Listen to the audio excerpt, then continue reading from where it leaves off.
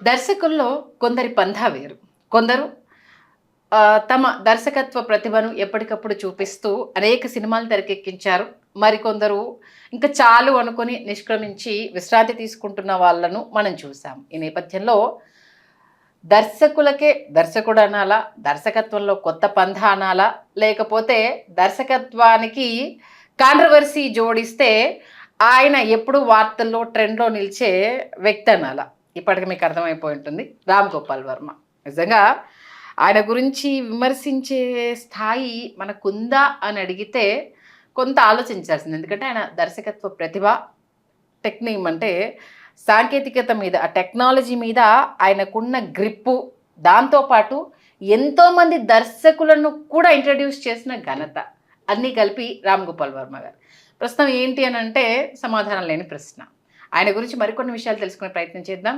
ఆయన స్కూల్ నుంచి ఎంతమంది దర్శకులొచ్చారు, తెలుగు సినిమా ఇండస్ట్రీలో ఎన్ని హిట్లిచ్చారు, అవన్నీ తెలుసుకుంటే మాత్రం చాలామందికి ఆశ్చర్యం కలుగుతుంది. వీటన్నింటి డీటెయిల్స్ తెలియజేయడానికి చరిత్రకారులు, సినీ రాజకీయ విశ్లేషకులు చిల్లగడ్డ శ్రీకాంత్ గారు మనతో ఉన్నారు. ఆయన మాటల్లో. శ్రీకాంత్ గారు నమస్తే అండి. నమస్కారం సంధ్య గారు.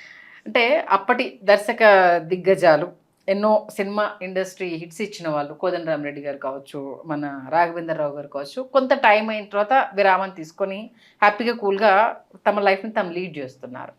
ఈ కోలో ఆ తర్వాత అంటే వీళ్ళందరి గురించి ఏ రేంజ్ డిస్కషన్ జరిగిందో, ఆ తర్వాత 'రామ్ గోపాల్ వర్మ' గారి గురించి జరిగినంత డిస్కషను నాకు తెలిసిన బిఫోర్ రాజమౌళి గారి కంటే ముందు ఆయన గురించి జరిగినంత డిస్కషన్ ఏ డైరెక్టర్ గురించి జరగలేదు. ఇది అందరూ ఒప్పుకోవాల్సిన వాస్తవం. ఆయన గురించి చెప్పాలంటే ముందు ఏం చెప్తారు? The one and only Ram Gopal Varma. దర్శకులకే ఆదర్శకుడు అనాలా, మార్గదర్శకుడు అనాలా అర్థం కాదు. ఎందుకంటే ఇద్దరు పేర్లు ఎప్పుడూ తెలుగు సినిమా చరిత్రలో చిరస్థాయిగా నిలిచిపోతాయి. ఎందుకు ఇద్దరు పేర్లు చిరస్థాయిగా నిలిచిపోతాయని నేను అంటానంటే, ఎవరికి ఇష్టమన్నా ఇష్టం లేకపోయినా, ఎవరు అంగీకరించినా అంగీకరించకపోయినా, ఒకరు మెగాస్టార్ చిరంజీవి, ఇంకొకరు రామ్ గోపాల్ వర్మ. ఓకే. ఎందుకు అంటే మెగాస్టార్ చిరంజీవి గారి విజయాలు చూసి, మెగాస్టార్ చిరంజీవి గారి స్థాయి చూసి ఎవరైనా సరే సినిమా పరిశ్రమకు వెళ్ళొచ్చు, అక్కడ చిరంజీవి గారు వెళ్ళి ఒక గెలుపు బావుట అక్కడ ఎగరవేశాడు అనేటటువంటి ఒక ఆత్మవిశ్వాసాన్ని చాలామందిలో రగిల్చిన వాడు మెగాస్టార్ చిరంజీవి. అవును. ఆ తర్వాత ఎవరైనా సరే సినిమా పరిశ్రమకు వెళ్ళి సాంకేతిక నిపుణులు కావాలి, సాంకేతికంగా ఆయా శాఖలలో పనిచేయాలి, దర్శకులు కావాలి అని చాలామందిని తెలుగు సినిమా పరిశ్రమ వైపు, మరీ ముఖ్యంగా హైదరాబాద్ వైపు పయనింపజేసినటువంటి వ్యక్తి, శక్తి రామ్ గోపాల్ వర్మ. అందులో సందేహం లేదు. ఎందుకంటే మీకు సౌండ్ రికార్డిస్ట్ అయినటువంటి అన్నపూర్ణ స్టూడియోస్లో పెన్మత్స కృష్ణరాజు గారు, రామ్ గోపాల్ వర్మ గారి నాన్నగారు. రామ్ గోపాల్ వర్మ గారు అప్పుడే ఆయన సిద్ధార్థ ఇంజనీరింగ్ కాలేజీ నుంచి చదువు పూర్తి చేసుకుని హైదరాబాద్ వచ్చి ఆయన అమీర్పేటలో మూవీ హౌస్ పేరుతో DVD షాప్ పెట్టి అద్దెకి ఎన్ని DVDలు తిప్పారో ఆయన తెలియదు, కానీ ఆయన చూసిన సినిమాలు ఎక్కువ కూర్చుని ఓకే. చూసిన తర్వాత అసలు రామ్ గోపాల్ వర్మకు ఉన్నటువంటి ఆ పట్టుదల చూసి, ఆ ఇష్టం చూసి వాళ్ళ నాన్నగారు తీసుకొచ్చి కలెక్టర్ గారు అబ్బాయి సినిమాకి డైరెక్షన్ డిపార్ట్మెంట్లో జాయిన్ చేశారు. అన్నపూర్ణ స్టూడియోస్ వాళ్ళ సినిమా, ఆయన సౌండ్ రికార్డిస్ట్ అన్నపూర్ణ స్టూడియోస్లో. బి గోపాల్ గారు దర్శకులు, నాగేశ్వరరావు గారికి చెప్పారు, నాగార్జున గారు కలిసి నటిస్తున్న మొదటి సినిమా. అక్కడ చేసిన తర్వాత ఈయన ఏంటంటే ఆ డైరెక్షన్ డిపార్ట్మెంట్ కంటే నాగార్జున గారితో ఈయన కూర్చోవటం, వెంకటక్కినేని గారితో కూర్చోవటం, వాళ్ళ బావగారు అయినటువంటి యార్లగడ్డ సురేంద్ర గారితో కూర్చోవటం, వాళ్ళకి కథలు చెప్పడం, ఇట్లాంటివి అన్నీ చేస్తుండేటటువంటి వారు. ఆ తర్వాత వెంటనే తరణి గారని, రెడ్డి తరణిరావు గారు ఆయన పేరు, తరణి గారని ఆయన కో డైరెక్టర్, ఆయన దీనికి కలెక్టర్ గారు అబ్బాయి కో డైరెక్టర్, ఆయన డైరెక్టర్ అయ్యారు. రావు గారి ఇల్లు అని ఒక సినిమా. రావు గారి ఇల్లు సినిమాకి రామ్ గోపాల్ వర్మ గారిని అసిస్టెంటు, శివనాగేశ్వరరావు ఏమో కో డైరెక్టర్ అనుకుంటా, కో డైరెక్టర్. ఇట్లాగా అది జరుగుతుండగా కోదండరామిరెడ్డి గారు నాగార్జున గారితో ఒక సినిమా చేయాలి. అది కథ ఒక పట్టానది సిద్ధం అవ్వట్లేదు. ఈలోపు ఈయన యార్లగడ్డ సురేంద్ర గారికి, వెంకటక్కినేని గారికి ఒక దెయ్యం కథ చెప్పాడు. అది రాత్రి చెప్పిన తర్వాత నాగార్జున గారు కూడా అన్నారంట, ఈ దెయ్యం కథలు, హారరు ఇవి చూడరు రాము, వేరే ఏదైనా ఆలోచించు, వేరే ఏదైనా కథ తయారు చేసుకో నీకున్న దీనికి అనేటప్పటికీ రామ్ గోపాల్ వర్మ గారు ఏం చేశారంటే ఆయన మొత్తం కూర్చుని, ఆయన ఏంటంటే సిద్ధార్థ కాలేజీలో ఆయన ఒక రౌడీ కాకపోయినా ఇదంతా పెట్టుకుంటే ఏదో చేసేస్తాడనేటటువంటి ఒక బిల్డప్ ఇచ్చేవాడు. ఒక రౌడీలాగా బిల్డప్ ఇచ్చుకుని ఒక ఆయన మైండ్ గేమ్ ఆడేవాడు. దాన్ని దృష్టిలో పెట్టుకుని అక్కడప్పుడు జరిగినటువంటి గొడవలు, ఆ కుల ఘర్షణలు ఏవైతే ఉంటాయో అవి, అక్కడ ఉన్నటువంటి విజయవాడలో ఉన్నటువంటి పాత్రలు ఇవన్నీ తీసుకొని ఒక ఆర్డర్ వేసుకొని రాసుకొని అది వినిపించాడు. వినిపించిన తర్వాత ఇదేదో బాగుంది అని మనం కథా చర్చలు కూర్చుని ఇంకా ఇన్డెప్త్ చేద్దాం దీన్ని చెప్పి చెన్నైకి పంపించారు. ఆ చెన్నై వెళ్ళి చెన్నైలో అన్నపూర్ణ వాళ్ళది ఆఫీస్ ఉంటుంది, చోళా హోటల్ ఆపోజిట్ అనుకుంటా. అక్కడ కూర్చుని అక్కడ కథా చర్చలు చేసుకుని ఈయనకి ఇంకా డైరెక్షన్ ఛాన్స్ ఇచ్చేస్తారు. ఎప్పుడు ఇస్తారు? 1989 సెప్టెంబర్ 20 అక్కినేని నాగేశ్వరరావు గారు జన్మదిన మహోత్సవ సందర్భంగా సినిమా ప్రారంభించాలన్నది ప్లాన్. ఓకే. నాగార్జున గారు, కోదండరామిరెడ్డి గారి సినిమా ముందు, దాని తర్వాత ఈ సినిమా ప్రారంభించాలన్నది. ఇది కథ సిద్ధం అవ్వాల. ఈలోపు రామ్ గోపాల్ వర్మ గారు ఏంటంటే అసలు మైండ్ గేమ్ ఆడటంలో ఆయన మాస్టర్ అండి అసలు. వీళ్ళు ఏంటంటే కోదండరామిరెడ్డి గారి డైరెక్షన్లో సత్యానంద్ గారి కథ, అది నాగేశ్వరరావు గారికి వెళ్ళి చెప్పన్నారు.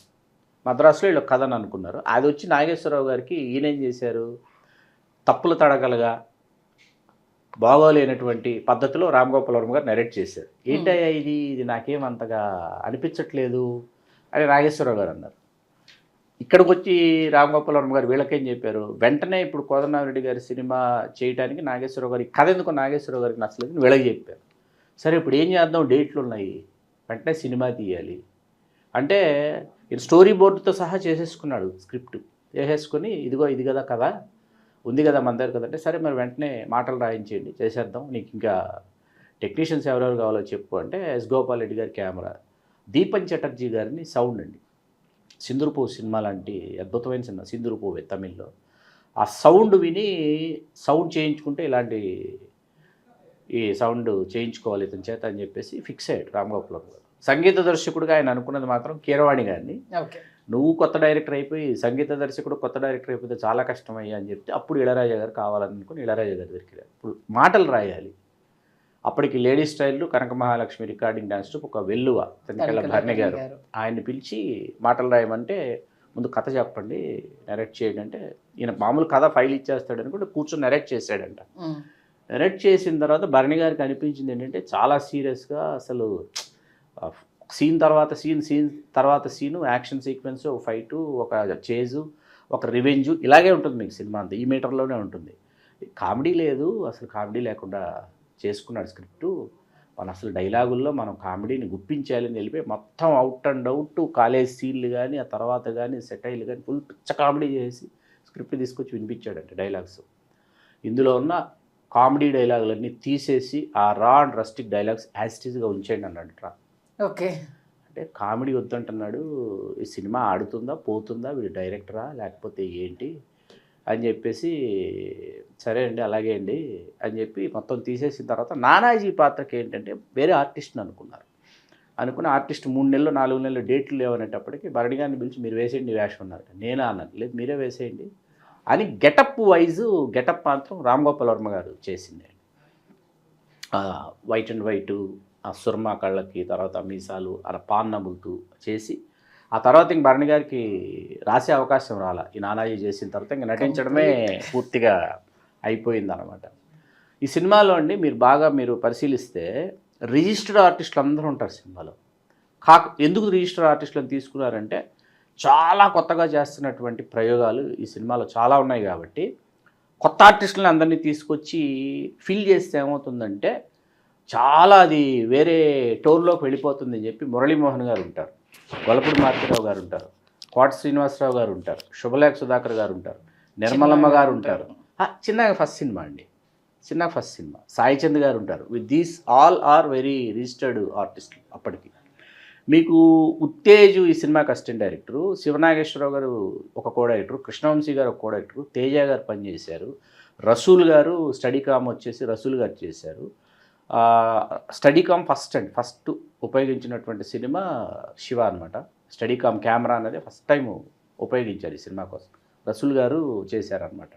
వీళ్ళందరిలో ఏంటంటే అందరూ శివనాగేశ్వర గారు దర్శకుడు అయ్యాడు, ఎస్ గోపాల్ రెడ్డి గారు దర్శకత్వం చేశారు, తేజ గారు అయ్యారు, ఉత్తేజ్ గారు అయ్యారు, కృష్ణవంశీ గారు అయ్యారు, రసూల్ గారు, 8 మంది దర్శకులు వచ్చారు ఈ ఒక్క సినిమా నుంచి. ఓకే, 8 మంది. గోపీచంద్ గారని నాదేళ్ల గోపీచంద్ ఆయన కూడా పనిచేశారు ఈ సినిమాకి. అట్లాగా మీకు ఈ సినిమా ప్రభావం అనేది ఎంతమంది మీద ఉంది అంటే, మీకు సినిమా విడుదలైన తర్వాత ఒక విస్ఫోటనం అసలు ఏం జరుగుతోందో తెలియనటువంటి ఆంధ్రదేశం అంతా ఒక అల్లకల్లోలం అనమాట. రఘువరన్ గారిని ఈయన అంతకుముందు ఒక తమిళ సినిమాలో చూసి రఘువరన్ గారి యాక్షన్ చూసేసి అసలు విలన్ పాత్ర ఇతనే చెయ్యాలని అనుకుని వెళ్ళి రఘువరన్ గారికి చెప్పిన తర్వాత రఘువరన్ గారు ఒక 20 రోజులు నాకు టైం కావాలని అడిగారు. దేనికేనంటే ఆయన ముంబై వెళ్ళి ఇలాంటి అండర్ వరల్డ్ ఈ యాక్టివిటీస్ చేసేటటువంటి వాళ్ళ బాడీ లాంగ్వేజ్ కానీ వాళ్ళ బిహేవియర్స్ కానీ వాళ్ళ వే ఆఫ్ ఎక్స్ప్రెషన్స్ కానీ ఎట్లా ఉంటాయో వాళ్ళందరినీ కలిసి చూసి వచ్చి మీకు ఇప్పటికీ చూస్తే శివ సినిమాలో రఘువరన్ కనిపించారు, భవానీ కనిపిస్తాడు మనకి. అవును, భవానీయే కనిపిస్తాడు. విచిత్రమైన విషయం ఏంటంటే ఫస్ట్ వెర్షన్ పూర్తయ్యే నాటికి ఈ సినిమా పేరు భవానీ, శివ కాదు. హీరో పేరు భవానీ, విలన్ శివ అనమాట.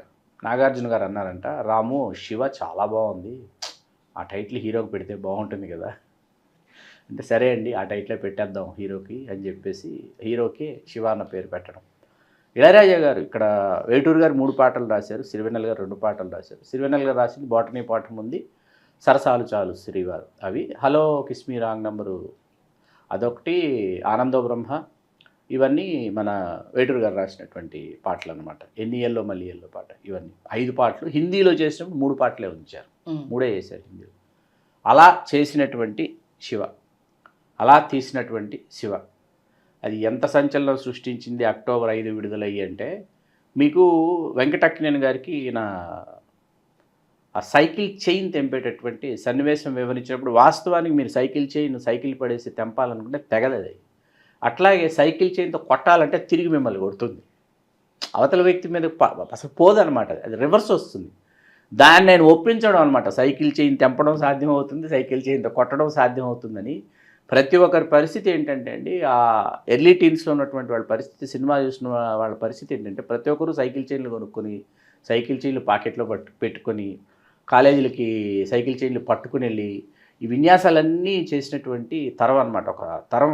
ఆ తరం ఇంకా ఇప్పటికీ శివనామ స్మరణ ఏమంటారు, శివనామ సంవత్సరం 1989 అక్టోబర్ 5. పబ్లిసిటీ అండి, సినిమాకు సంబంధించి పబ్లిసిటీ ఎంత అద్భుతంగా చేశారండి. ఎవ్రీ వీక్ పోస్టర్ మారాలి కదా, కొన్ని వారాలైన తర్వాత ఏంటంటే టైటిల్ లేకుండా ఓన్లీ సైకిల్ చైన్తో వాల్ పోస్టర్ వేశారు. ఓకే, అందుకే కదా ఇప్పుడు రామ్ గోపాల్ వర్మ గురించి మాట్లాడుకుంటున్నాము. అద్భుతమైన సినిమా. అమల గారిని అప్పటికి అమల గారు నాగార్జున కిరాయి దాదా చేశారు. కిరాయి దాదా తర్వాత ఏంటంటే ప్రేమ యుద్ధము సైమల్టేనియస్గా స్టార్ట్ అయ్యి లేట్ అయ్యి శివ వచ్చిన తర్వాత ప్రేమ యుద్ధం వచ్చింది. ఇప్పుడు ప్రేమ యుద్ధం చేస్తున్నారు సినిమా చేస్తూ, ఇది సైమల్టేనియస్గా స్టార్ట్ అయిందనమాట. అయ్యి అసలు థియేటర్లకు వెళ్ళనటువంటి చాలామంది, అంటే సినిమా అని కాదు కానీ ఇంత ఆధునిక పోకడలు ఉన్నటువంటి సినిమా. నేనేంటంటే ప్రతిరోజు సాయంత్రం ఎలాగైనా సరే ఫస్ట్ షోకి 2 థియేటర్లలో శ్రీకృష్ణ ఏసి, పంచరత్న టాకీస్. పంచరత్న టాకీస్ అంటే మా జీవితము, మా బాల్యము, మా టీనేజీ, యంగ్స్టర్ డేస్ కూడా ఆల్మోస్ట్ ఆల్ పంచరత్న టాకీస్లో గడిచినటువంటి రోజు. ఇది సెకండ్ థియేటర్, శ్రీకృష్ణ ఏసి మెయిన్ థియేటరు. అసలు మంచి చలికాలం, వర్షాకాలం పూర్తయిపోయి మంచి చలికాలం అనమాట. మొదటి రోజు అప్పటి పాటలు ఊరు వాడ మారిమోగిపోతున్నాయి మీకు. ఎలా బాటనీ పాఠం ఉందనే పాట ఏంటంటే అసలు మిగతా పాట కంటే ఎలాగైనా మధ్యాహ్నం చూసేయాలి అని మ్యాట్నీకి పంచరత్న టాకీస్కి ప్లాన్ చేసుకుని వెళ్ళాం. వెళితే పరిస్థితి ఏంటంటే అప్పటికి 10th అయిపోయి 10th క్లాసు అయిపోతుంది. 10th క్లాసు వెళితే పరిస్థితి ఏంటంటే మీకు థియేటర్ మార్నింగ్ షో విడిచిపెట్టిన తర్వాత చాలా సీరియస్గా ఆడియన్స్ నడుచుకుంటూ వెళ్ళిపోతున్నారు.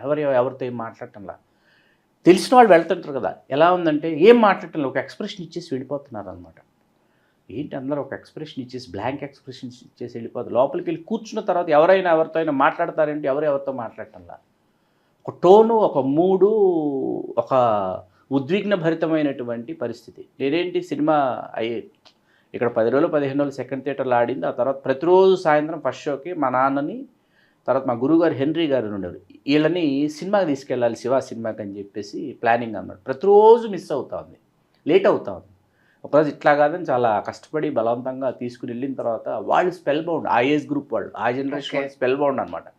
వెలుపలికి వచ్చి అక్కడి నుంచి అసలు ఆలోచించుకుంటా, మాట్లాడుకుంటా, నడుచుకుంటా, వాళ్ళిద్దరు మంచి స్నేహితులు, మా గురువుగారును మా నాన్నగారు, మాట్లాడుకుంటా అసలు వచ్చి హోటల్లో అలా కూర్చుని ఏదో ఆర్డర్ చేసి సినిమా గురించి మాట్లాడుతున్నారు వాళ్ళిద్దరూ. ఆ ఏజ్ గ్రూప్ వాళ్ళకు కూడా కనెక్ట్ అయినటువంటి సినిమా అనమాట. ఓకే. ఓవరాల్గా ఎంతమంది దర్శకులు రామ్ గోపాల్ వర్మ గారి దగ్గర నుంచి వచ్చారు? ఈ సినిమాకి సంబంధించి వీళ్ళు వచ్చారండి. తర్వాత మనకి ఏంటంటే ఒక మాధురి భండార్కర్ వచ్చినా, ఒక అనురాగ్ కశ్యప్ వచ్చినా, వీళ్ళందరూ మీకు ఏంటంటే మనకి బాలీవుడ్ నుంచి అసలు పూరి జగన్నాథ్ గారు ఇందులో గుంపులో ఉంటారు. నాగార్జున గారి గుంపులో వెనకాల పూరి జగన్నాథ్ గారు ఒకరు. ఓకే. ఇలా ఎంతమంది దర్శకులు అయ్యారు అని అంటే అయితే ఒక 50 మెంబర్స్ ని దాకా ఇంట్రడ్యూస్ చేశారు. శంకర్, ఆయన స్కూల్ నుంచి వచ్చిన నివాసు, ఎడిటర్ శంకర్, వీళ్ళందరూ కూడా రామ్ గోపాల్ వర్మ గారి ప్రభావంలో నుంచి, అంటే ఆయన దగ్గర సాంకేతికంగా ఏ శాఖలో పనిచేసినా వాళ్ళు ఏ ప్రభావానికి లోనవుతారంటే జేడి చక్రవర్తి గారితో సహా వాళ్ళు ఏంటంటే మనం కూడా ఎప్పుడు డైరెక్షన్ చేస్తాం, మనం ఎప్పుడు డైరెక్టర్ అవుతాం అనేటటువంటి ఒక ప్రభావానికి లోన్ అవుతాం అనమాట. ఇందులో ఉత్తేజ్ అసిస్టెంట్ డైరెక్టర్ ఈ సినిమాకి. ఉత్తేజ్ను కలవడానికి జేడి చక్రవర్తి వస్తే రామ్ గోపాల్ వర్మ గారు చాలా ఆసక్తికరంగా కనిపించి ఎవరు ఏంటి నా కోసం వచ్చాడు కలవడానికంటే ఇందులో జేడి పాత్రకు బాగుంటాడు రమ్మనని, అలా కోవెల చక్రవర్తి కాస్త జేడి చక్రవర్తి అయిపోయి జేడి, నరేష్ ఇవన్నీ కూడా ఆయన ఫ్రెండ్స్ పేర్లండి. రామ్ గోపాల్ వర్మ గారు సిద్ధార్థ కాలేజీ ఫ్రెండ్ సర్కిల్లో ఉన్నటువంటి పేర్లు అనమాట. చిన్నాకు మొదటి సినిమా, రామ్ జగన్ అప్పటికే చేస్తున్నాడు సినిమాలు. రామ్ జగన్ గారు ఆయన నరేష్ పాత్ర వేశాడు. శుభలేఖ సుధాకర్ గారిని ఆ డెత్ సీన్ కీసరగుట్లో తీశారు. తర్వాత ఏమో వెంగళరావు నగర్లో రామ్ జగన్ డెత్ సీన్ వెంగళరావు నగర్లో చేశారు. అట్లాగే యూసఫ్ కూడా ఈ మన నాగార్జున గారి సైకిల్ చేయి ఇన్ని ఉన్నాయి కదా, బస్సు, ఆ సైకిల్ చేయి అవన్నీ ఉన్నాయి. అవన్నీ కూడా ఏంటంటే మీకు సోమాజిగూడలో వెనకాల స్లమ్ ఉండేది, సోమాజిగూడ, ఆ స్లమ్లో చేశారు. అంటే హైదరాబాద్ అందాలని, అప్పటి హైదరాబాద్ అందాలని చాలా అద్భుతంగా ఎంత గొప్పగా వినియోగించుకోవాలో అంత గొప్పగా వినియోగించుకుని ఈ సినిమాని ఏంటంటే వెరీ రిస్ట్రిక్టెడ్ బడ్జెట్ అనుకున్నారు. కానీ నాగార్జున గారు మాత్రం సస్యమీర. నాగేశ్వరరావు గారికి ఏంటంటే కొత్త దర్శకుడు, వెరీ యంగ్. ఈయన ఏంటంటే ఇంగ్లీష్ కామిక్ బుక్స్ చదువుకుంటూ ఉండేవాడు రామ్ గోపాల్ వర్మ గారు. ఆయన మాట్లాడే ఇంగ్లీష్ చాలామందికి అర్థమయ్యేది కదా. దాంతో అందరూ డైరెక్షన్ డిపార్ట్మెంట్ వాళ్ళు ఏంటంటే ఇంగ్లీష్ మీడియం అని పిలిచేవాళ్ళు. నాగేశ్వరరావు గారికి కూడా ఏంటంటే అంతకుముందు వచ్చి కోదండరామిరెడ్డి గారి సినిమా కథ ఈయన కంగాళీగా చెప్పి వెళ్ళిపోయాడు కదా, నాగార్జున అంతగా నమ్మాడు ఏంటి రామ్ గోపాల్ వర్మని నాగేశ్వరరావు గారు అని. వెరీ రిస్ట్రిక్టెడ్ బడ్జెట్ అనమాట. అందుకని ఏంటంటే అన్నపూర్ణ స్టూడియోస్, ఎస్ఎస్ క్రియేషన్స్ సంయుక్తంగా, ఎస్ఎస్ క్రియేషన్స్ అంటే వాడు బావగారిది, యార్లగడ్డ సురేంద్ర గారిది, వాళ్ళు కలిసి చేసినటువంటి సినిమా. అసలు తర్వాత నాగార్జున గారి సినిమాలకి శివ సినిమాకి కంపారిజన్ లేకుండా ఒక రొమాంటిక్ కింగ్. అసలు ఇంత సైలెంట్ టోన్లో, ఇంత సైలెంట్గా నాగార్జున గారు, వెంకటేష్ గారు ఏదో ఫంక్షన్లో అన్నారు, అప్పటికి పాటలు, డ్యాన్స్లు, అది ఇది ఇట్ల కోసం నానా తాపత్రయాలు పడతా ఉంటే మా నాగగాడు వచ్చాడు, సింపుల్గా సైకిల్ చేంజ్ తెంపేసి ఇటు కొట్టేశాడు, ఈ ఫార్ములా తెలియక మేము తలలు కొక్కున్నాము అంటూ వెంకటేష్ గారు 17వ సినిమా నాగార్జున గారికి. 17 సినిమాల్లో నాగార్జున గారికి విక్రము, మజ్ను, ఆఖరి పోరాటం, గీతాంజలి, మురళీకృష్ణ, ఇవే అండి సూపర్ హిట్స్. మిగతా అన్నీ పాపం పోయాయి. అసలు దాంతో ఏంటంటే అసలు నాగార్జున గారికి తర్వాత ఏంటి అన్నది ఒక ప్రశ్న ఆయన అభిమానులకు కావచ్చు, అక్కినేని అభిమానులకు కావచ్చు ఉదయించినటువంటి ఒక సమయం. తమిళంలో ఉదయం పేరుతో డబ్ చేశారు. అక్కడ చాలా పెద్ద హిట్ అయింది. 22 కేంద్రాల్లో మనకి ఇక్కడ 100 రోజులు ఆడింది. ఒక 155 రోజులు కొన్ని కేంద్రాల్లో, 4 కేంద్రాల్లో 155 రోజులు ఆడింది. అసలు కనీ వినియరుగని విజయం అంటారే, అట్లా ఆ విజయం ఏంటంటే ఆ విజయం ధ్వని చేయటం, ధ్వని రావటం, సౌండ్ ఇంపార్టెంట్. అలాంటి దర్శకుడు ఆ తర్వాత కాలంలో బాలీవుడ్లోకి వెళ్ళి మన తెలుగు దర్శకుడు అక్కడ హిట్ కొట్టడము, అమితాబ్ని డైరెక్ట్ చేయడము, ఏ రేంజ్ సౌండ్ అయిందో. తర్వాత ఆయన తీసిన పిచ్చి సినిమాల వల్ల అసలు అప్పుడు చూసిన రామ్ గోపాల్ వర్మ గారు ఇప్పుడు ఇలా ఉంది అని అనిపించుకోవడం బాధ అనిపించే విషయం సార్. బట్ ఆయన స్కూల్ నుంచి ఒక 50 మంది దాకా డైరెక్టర్స్ పుట్టుకొచ్చారు అని అంటే ఆ గంట నాకు తెలిసి ఆయనకే ఉందేమో, ఇంకెవరికన్నా ఆయన అంటే మిగతా డైరెక్టర్ స్కూల్స్ నుంచి ఇంతమంది ఎవరన్నా వచ్చారు? దాసనారాయణరావు గారి దగ్గర కూడా ఈ నెంబర్ 30-35 దగ్గర ఆగిపోతుంది. ఓకే, ఎంటైర్ దాసనారాయణరావు గారు 150 సినిమాలు. వాళ్ళు ఏంటి ఈయన దగ్గర నుంచి వచ్చిన ప్రతి ఒక్క డైరెక్టరు ఏదో టైంలో ఇండస్ట్రీలో talk of the town. Anurag Kashyap కావచ్చు, మన పూరి జగన్నాథ్ గారు కావచ్చు, మధుర్ భండార్కర్ కావచ్చు, వీళ్ళంతా, కృష్ణవంశీ గారు కావచ్చు, శివనాగేశ్వరరావు గారు కావచ్చు, ఎవరికా చెప్పండి. ఒక్కొక్కరిది ఈ టెక్నికల్ వాల్యూస్లో ఒక్కొక్క స్కూల్. సీరియస్గా 50 మంది డైరెక్టర్స్ నేను ఇంట్రడ్యూస్ చేశారు, ఆయన స్కూల్ నుంచి 50 మంది డైరెక్టర్స్ వచ్చారు అని అంటే మామూలు విషయం కాదు. మీకు మా పైగా అసలు ఒక్క సన్నివేశం కోసం గలుపుడి మారుతిరావు గారిని అడగటం ఆయనకు అర్థం కాలే. గొల్లపూడి మారుతిరావు గారికి అసలు గొల్లపూడి మారుతిరావు గారి ప్రభ ఏంటంటే క్యారెక్టర్ ఆర్టిస్ట్గా విలన్గా ఒక వెలిగిపోతున్న సమయంలో ఒక్క సీన్లో మర్డర్ అయిపోతారు అనేటప్పుడు ఆయనకు అర్థం కాల. దేనికి ఇప్పుడు ఈ సన్నివేశానికి ఒక్క సన్నివేశం కోసం నన్ను పిలిచారు అని అంటే అక్కడ ఒక స్టేజ్లో ఉన్నటువంటి ఆర్టిస్ట్ని మర్డర్ చేస్తున్నట్టే. బ్రహ్మాజీ గారు ఆ పాత్ర, బ్రహ్మాజీ గారు ఉంటారు ఆ సీన్లో మీకు. కాబట్టి ఏంటంటే ఒక స్టేజ్లో ఉన్న ఆర్టిస్ట్ ఉంటే కానీ ఈ సీన్ ఎలివేట్ అవ్వదు.